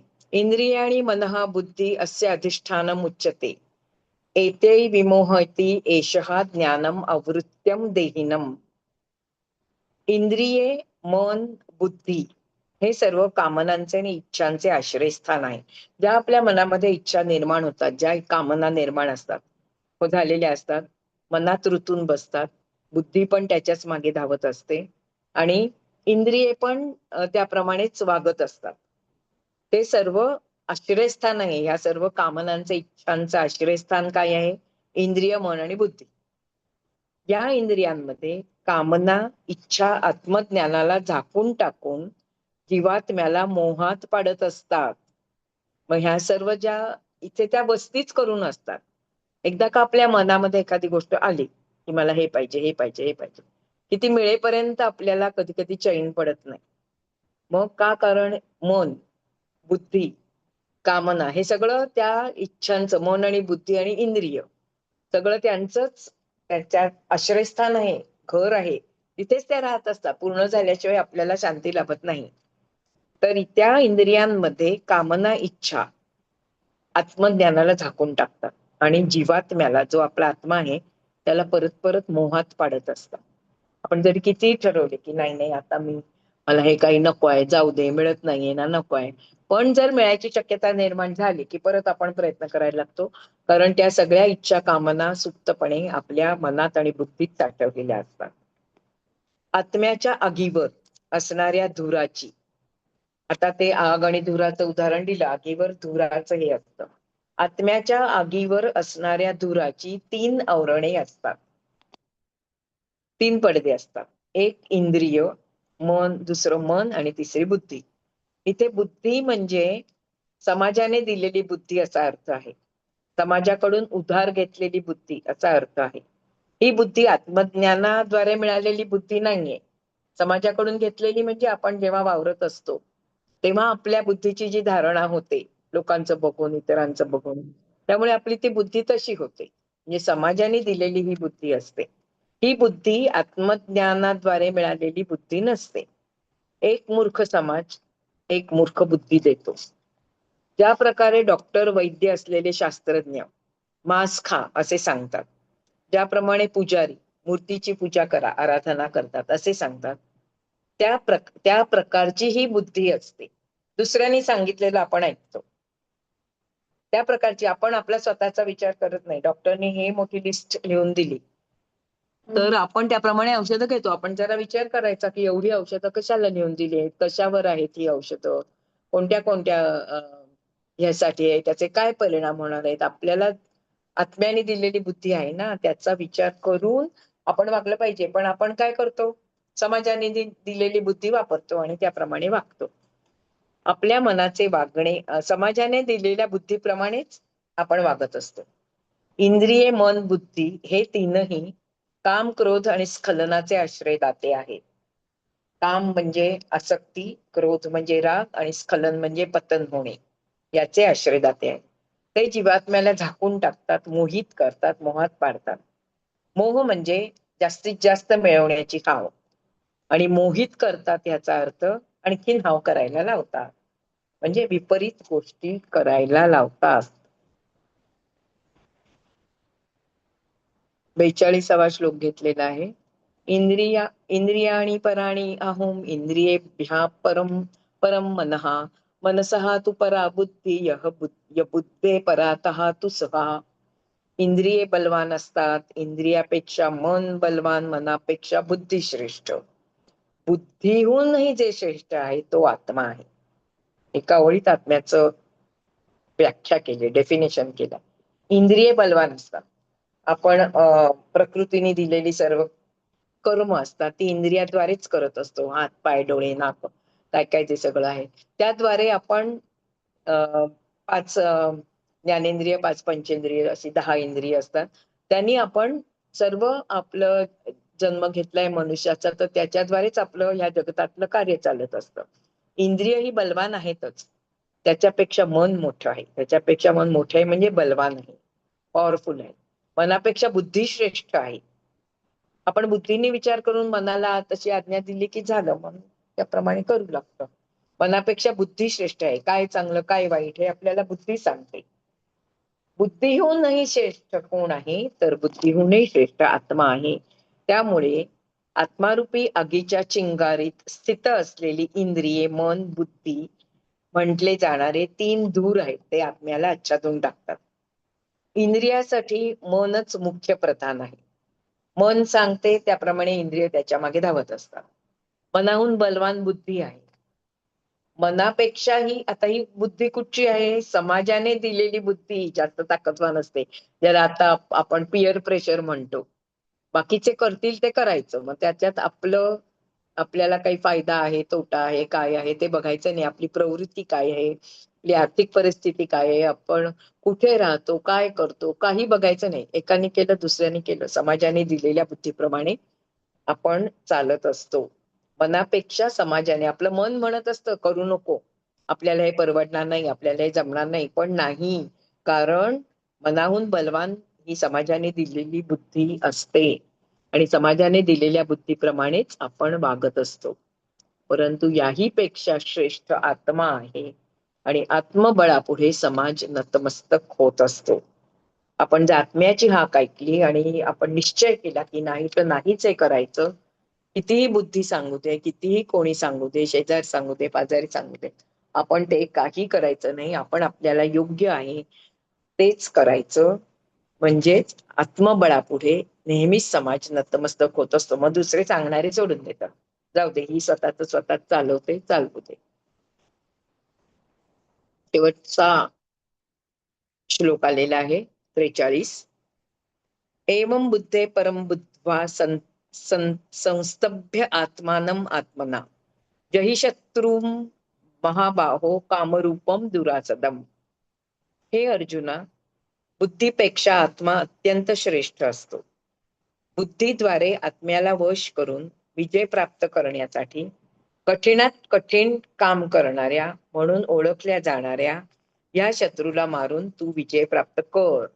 आता तो अर्जुनाला एवढं सगळं ज्ञान दिल्यानंतर सांगतोय, बुद्धीपेक्षा आत्मा श्रेष्ठ असतो. बुद्धीद्वारे आत्म्याला वश करून विजय प्राप्त करण्यासाठी कठीणात कठीण काम म्हणून ओळखल्या जाणाऱ्या, शत्रूला मारणं हे कठीणात कठीण काम त्यांनी म्हटलेलं आहे. कठीणात कठीण काम म्हणणाऱ्या म्हणून ओळखल्या जाणाऱ्या या शत्रूला मारून तू विजय प्राप्त कर. उत्तिष्ठ अर्जुना आणि युद्धाला तयार हो. समाजाने विवरण बघा. समाजाने दिलेल्या अल्पबुद्धीपेक्षा आत्मबुद्धी बलवान असते, हे तू समजून घे. तुला जो कोणी तुझ्या मनात का हे येत आहे, कारण तुला असं वाटतंय शेजार पाजारचे, आजूबाजूचे इष्ट आप्त सगळे काय म्हणतील, याने युद्ध केलं, याला मारलं, गुरुना मारलं, भावांना मारलं वगैरे, तिकडे तू लक्ष द्यायचं नाहीये. कारण समाजाने दिलेल्या बुद्धीपेक्षा आत्मबुद्धी बलवान असते. समाज किंवा संघ जे सांगेल त्याच्या पुढे नतमस्तक व्हायला नको. आत्म्याला जाणायला हवे, आत्म्यापुढेच नतमस्तक व्हायला हवे. आत्मज्ञान प्राप्त झाल्यावर आत्म्याने दिलेली बुद्धी प्राप्त होते. पहिला आहे अल्पबुद्धी, दुसरी महिमा आत्मयुक्त बुद्धी असते. समाज बुद्धी म्हणजे आजार दुःख देणारी असते. आत्मबुद्धी नेहमी स्वास्थ्य आणि आनंद देणारी असते. स्खलनशील असलेलं मन, स्खलनशील म्हणजे लगेच पतन होतं त्याचं, स्खलनशील असलेलं हे मन आत्मानुभव घेतला तरच वश होत असतं. तेव्हाच क्रोधरूपी शत्रूला मारणे शक्य होते. आत्मज्ञान प्राप्त झाल्यावरच षटरिपू, लोभ मोह क्रोध मद मत्सर वगैरे षटरिपू जे शत्रू पक्षात असतात ते मित्र षटवर्ग रूपात बदलतात. रजोगुणी असले तरीही, तमोगुणी असले तरीही सुरुवातीलाच पहिल्यांदाच आत्म्यात उडी मारा किंवा आत्म्यात डुबकी मारा, हा श्रीकृष्णाचा संदेश आहे. आत्म्यात डुबकी किंवा उडी कशी मारायची, तर आनापानसती ध्यानामुळे हे शक्य आहे. आनापानसती ध्यानाचा तुम्ही अभ्यास करा, रोज ते ध्यान करा, असं या पुस्तकाचा लेखक सांगत आहे. म्हणजे त्यांनी ते सांगितलेलं आहे की दुसऱ्यांचं ऐकून काही वागायचं नाहीये. आपण समाज बुद्धीने चालत असतो, आपण आपल्या बुद्धीचा वापर केला पाहिजे आणि आत्म्याने दिलेली बुद्धी जी आहे तेच आत्मज्ञान आहे आणि त्याप्रमाणे ती बुद्धी मिळवण्याचा आपण प्रयत्न केला पाहिजे. आपली जी अल्पबुद्धी आहे किंवा समाजबुद्धी आहे त्याचा आपण त्याग करून आत्मबुद्धीच्या शोधात गेलं पाहिजे, आत्मबुद्धीचा स्वीकार केला पाहिजे, कारण ती स्वास्थ्य आणि आनंद देणारी असते. तरच क्रोधरूपी शत्रूला मारणे शक्य होईल. आणि हे कसं शक्य आहे? आत्मबुद्धी, आत्म्याने दिलेली बुद्धी प्राप्त करणे, आनापानसती ध्यान करावे, असं या पुस्तकाचा लेखक म्हणत आहे. आता मॅडम म्हणाले तसं हे स्वामी प्रभुपाद काय म्हणतायत 43व्या याच्यावर ते बघूया आपण. मी बघते असते आणि उद्या जर म्हणजे मॅडमने परवानगी दिली तर उद्या हे आपण सगळं बघूया, दोन्ही याचं कंपॅरिझन करणं. आता उद्या सकाळी घेणार आहे ना, दुपारी घेणार, काय करणार? सकाळचं सकाळी संपायचंय आहे ना ना तुमचं? चालू, तिसरं संपलं नाही मॅडम अजून. हा मग तेच ना. तर ह्याच्यातलं संपलं. यांनी थोडे थोडे घेतलेत ना अधून मधून. नाही मग हे थोडस दुपारी येणार का तुम्ही ते आणि हे म्हणजे तुम्ही सांगाल तसं. नाही नाही कम्पॅरिझन तुम्ही दुपारी करणार का असं कंपॅरिझन म्हणायचं. दुपारी घेईन मॅडम. ठीक आहे चालेल चालेल. हा, कंपॅरिझन दुपारी घेईन. ओके ओके चला. कोणाला हं. शंका असतील तर विचारून घ्या. डुलकी लागलीये का? जागे वा जागे. तुम्हाला शंका काय विचारायचंय का? काही सांगायचंय का? काही ऍड करायचंय मला का? शंका नाही. आहे मॅडम, मला शंका आहे. काय आहे बोला. अर्जुनाला अर्जुनाला युद्धाला तयार करण्यासाठी हे सगळं आत्मज्ञान युद्धभूमीवर देण्याची काय गरज होती, ऍक्च्युअली असं तसं मला काहीच वाटतंय. नाहीये. नाही बरोबर आहे. नाही का? प्रश्न हो की पडलेच नाही? पाहिजे. हो, प्रश्न पडणं ही पहिली स्टेप आहे. सगळे तिथे समोर पहिली युद्धाला तयार आहेत, हजर पहिली आहेत सगळे. पहिली स्टेप प्रश्न पडण्याची आहे. आता हे तसं जर बघितलं तर युद्ध सोडून हे कुठे एवढं सगळं प्रवचन हो, तेच करत मी बसायची म्हंटल की वेळ असते का? तसं काही नाहीये. हे सगळं आपल्याला समजण्यासाठी आहे. हं, आपण नाही का संभ्रमात पडत. आपण म्हणतो ती युद्ध वेळ असते. मग हं, आपण हं. कोणीतरी सांगितलं की तसं हे करतो. म्हणून मग हे सगळं मांडलंय, रचलंय तसं काही नाहीये. युद्ध पण म्हणजे नाहीये ते. अर्जुन नुसता रूपक आहे. अर्जुनाद्वारे समाजाला दिलेला संदेश आपणच आहे. आहोत. आपलीच हं, रूप आहेत. आपण समाजाला जेव्हा दिलेला. बावळट होतो, आपण जेव्हा संभ्रमात पडतो, त्यावेळेला आपण अर्जुन बनतो. हं, त्याच्यात हं, वाईट काहीच नाही. एवढा अर्जुन सारखा योद्धा जो सगळी लढाई जिंकू शकत होता, तरी हं. सुद्धा तो असा प्रश्नात पडला ना. आपल्याला प्रश्नच पडले पाहिजेत ना. म्हणून तर म्हणते मी प्रश्न पडणं ही पहिली स्टेप आहे यशाकडे जायची. हो ना. प्रश्नच नाही पडले तर काय होणार आहे.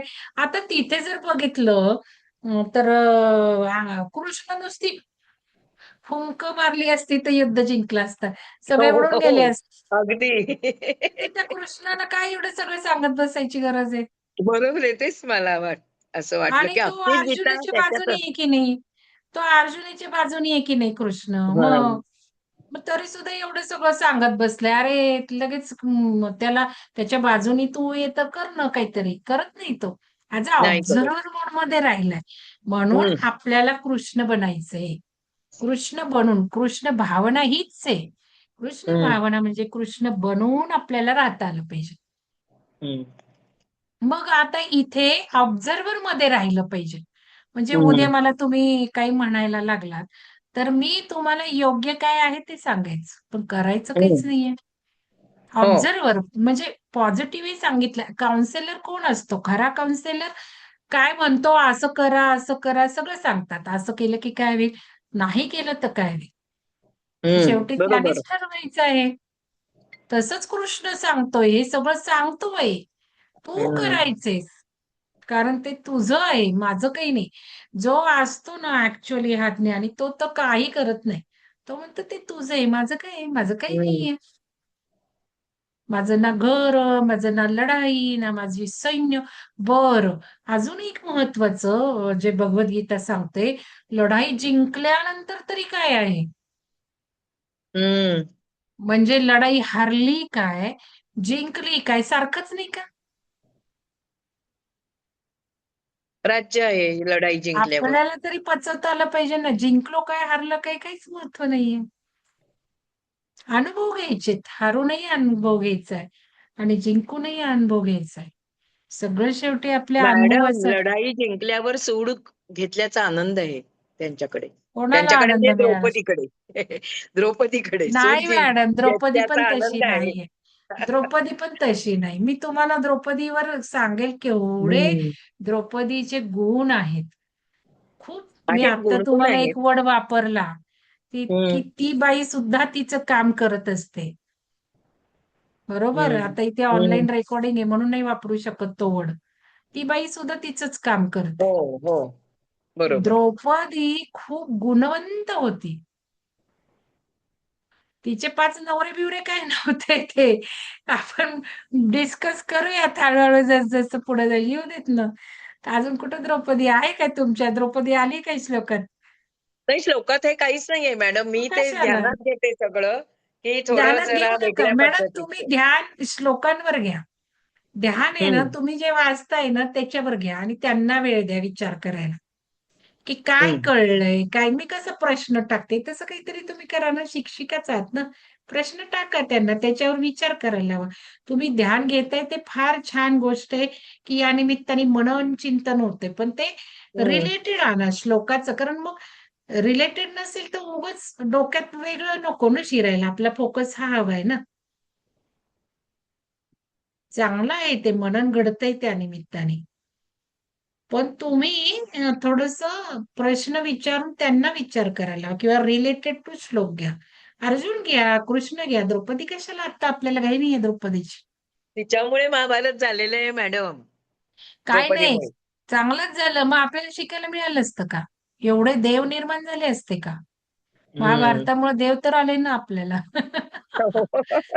आपलं काही पिरियड गेला की नाही मंत्र तंत्र देवामध्ये हे आणि तुम्ही करायला. म्हणता तसं द्वापार युगातून पुढच्या युगात जाताना थोडी लोकसंख्या कमी होण्याची गरज होती, ते झालं. हो, तेच झालं ना. त्याच्यामुळे ऍक्च्युली बघा, द्रौपदीने लढायला लावलं म्हणजे मी सुरुवातच भगवद्गीतेची कशी केली बघा. मग हम्म. तुम्हाला आता द्रौपदीचा एक पॉइंट सांगते मी, की सुरुवातच मी अशी केली तुम्हाला, की अन्याय जर आपण पचवला, आपण अन्याय जर सहन केला, तर अन्याय करण्यापेक्षा महापातक लागतं. हे भगवद्गीता नाही का शिकवत आपल्याला. आणि मी तुम्हाला म्हटलं की भगवद्गीता राबवता आली पाहिजे, ज्ञानेश्वरी राबवता आली पाहिजे. तसं द्रौपदी बघा ना, द्रौपदी शिकवती अन्याय नाही सहन करायचंय, सगळ्यांना हम्म. आणती ती पांडवांना एकत्र, अन्यायाविरुद्ध लढायला लावते ती. अन्याय नाही का? हम्म. तिच्यामुळे युद्ध झालं असं कसं म्हणायचं?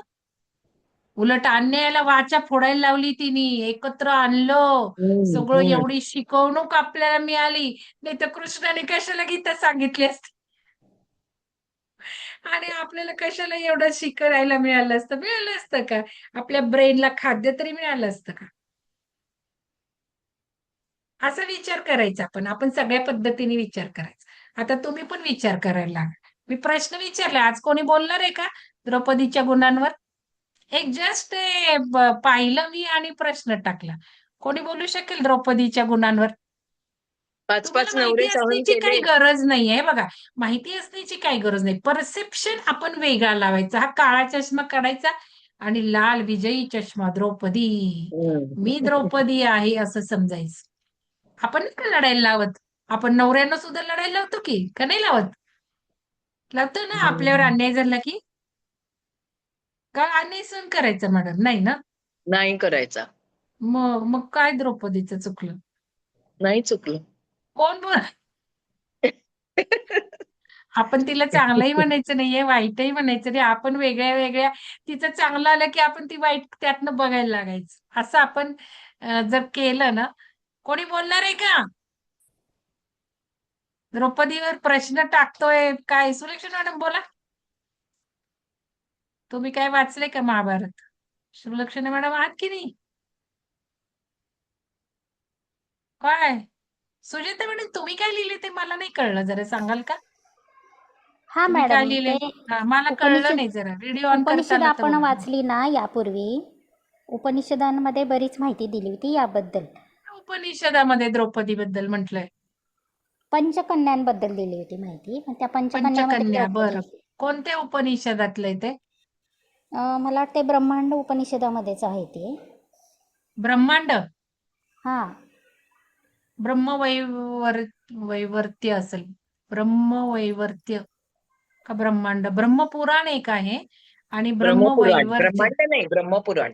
ब्रह्मपुराण किंवा ब्रह्मांड नाही. ब्रह्मवैवर्त्य असं असेल. बर, हम्म. टाकून बघू ना, इंटरनेटवर टाकलं की येतं. पंचकन्या. आपले व्हिडिओ पण आहेत मॅडम, पाठीमागच्या वर्षीचे वाचन झालेले, त्यात पण असेल उल्लेख. तर हेच त्यात सांगितलं होतं की पंचकन्या यांना पंचकन्या श्रेष्ठ का आहेत त्या. तर हम्म. जसं ह्याचं उदाहरण दिलं होतं अहिल्याचं. मग अहिल्याला शिळा होऊन पडावं लागलं होतं शाप हो, मिळाल्यामुळं. हो. मग हा, ते हा, हा, हा. तिचा तो दोष नव्हता. इंद्रानं तिला फसवलं होतं वेगळं रूप हम्म. घेऊन, मग तो तिचा दोष नव्हता. मग त्यावेळेला तिच्यामध्ये ज्या वेगळ्या व्हायब्रेशन चेतना ज्या होत्या, जे काही तिचे विचार होते ते पूर्ण वेगळे होते आणि मूळ अहिल्याचे वेगळे होते. त्यामुळे त्या दोन भिन्न व्यक्ती होत्या. त्यामुळं ती श्रेष्ठ आहे. तसंच तारा ही चंद्राची जी पत्नी आहे तिच्या बाबतीत पण असंच सांगितलं की तिचा विवाह चुकीच्या ग्रहाशी झाला, पण ती चंद्राशी एकरूप होती आणि त्यावेळेला तिच्या त्या दोन्ही चेतना वेगवेगळ्या होत्या आणि त्या दोन्ही प्युअर तुम्ही होत्या. वाचलं होतं का ते उपनिषद? हो मॅडम. तुम्ही वाचलं होतं का? बर हां. बरं, असेल व्हिडिओ मिळाला तर पोस्ट करा, आपण बघू ना. हो ना.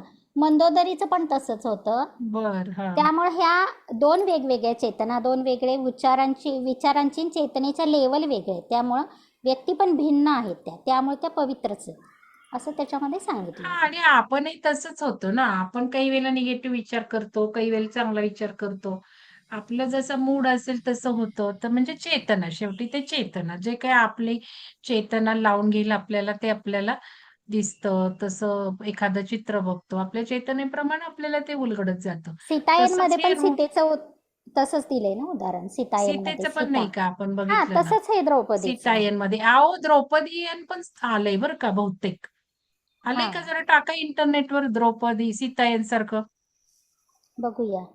आणि अशी पुस्तकं वाचायला घ्यायची. मग काय होतं माहिती का? मी जसं सुरुवातीला सांगितलं, आपल्या विचार पद्धती पोक्त होत जातात. आपण सगळ्या बाजूने विचार करायला लागतो. लिहिलेल्याला ॲक्सेप्ट नाही करत. मनन चिंतन तिथेच घडायला सुरुवात होते. आणि मग ह्याची सवय अशी लावली, की जीवनात सुद्धा आपल्याला हळू तशी सवय लागेल. आणि मग न्यूट्रल ॲज अ ऑब्झर्व्हर राहता येईल आपल्याला. ठीक आहे, चला सगळ्यांना धन्यवाद. धन्यवाद सुजाता मॅडम, धन्यवाद धन्यवाद सुचेता मॅडम. मॅडम. खूपच छान काम तुम्ही करत आहात. धन्यवाद. आता उद्यापासून सविता धर्माधिकारी मॅडम तुम्ही रेडी राहा बरं का. सकाळी जर मॅडमचं लवकर संपलं, नाही तर हम्म. परवापासून घ्या. आणि शनिवार, रविवार तुम्हाला ब्रेक हवा असेल जरूर घ्या. आणि शनिवारी आपली मीटिंग आहे. सगळे जे भाग झालेले आहेत शिवसरोदयचे त्याप्रमाणे 3 वाजता सुरू करणार आहे मी. त्यामुळे शनिवारी तर मी काय भाग चौथा घेणार नाही. आज गुरुवार. उद्या मॅडम संपवतात. उद्या मॅडमचं लवकर झालं समजा, तर मी लगेच चौथं सुरू करणार आहे. पत्रिजींच्या पुस्तकाचं मी सुरू करणार आहे चौथा अध्याय. आणि सकाळचा चौथा अध्याय सविता धर्माधिकारी मॅडम करणार आहे. त्यांना बरेच प्रश्न मी आत्ता आधीच विचारून ठेवलेत. त्यामुळं त्यांचा अभ्यास चाललेला आहेच आहे. आणि असे प्रश्न स्वतः मनाला विचारतच तुम्ही घ्या. म्हणजे निदान त्या अध्यायापुरतं तरी आपलं चर्वण होईल. आणि तुम्ही सगळ्यांनी वेळ वाया न घालवता वाचायला सुरुवात करा. रेकॉर्डिंग ऐकायला सुरुवात करा. इंटरनेटवर सुद्धा असतात. YouTube दुसरे पण आहेत. दुसरे पण विवचन देतात. सुरू करा ना. एक पायरी आपल्याला पुढे जायचंय. सगळं काही गीता होणार नाही आता. पण थोडा एखादा अध्याय तर होईल. एखादा अध्याय तरी केला तरी पुष्कळ आहे की आपली सुरुवात झाली तर या आपल्या अधिक मासात. अजून काय असणार आहे चांगलं काम यापेक्षा? ज्ञानाचं काम आहे आणि ते उत्तम ज्ञानाचं काम आहे. तर धन्यवाद सुचिता मॅडम. हो, सगळ्यांनाच धन्यवाद. चला भेटूया उद्या सकाळी. ओंकार ध्यान आहे संध्याकाळी. चला.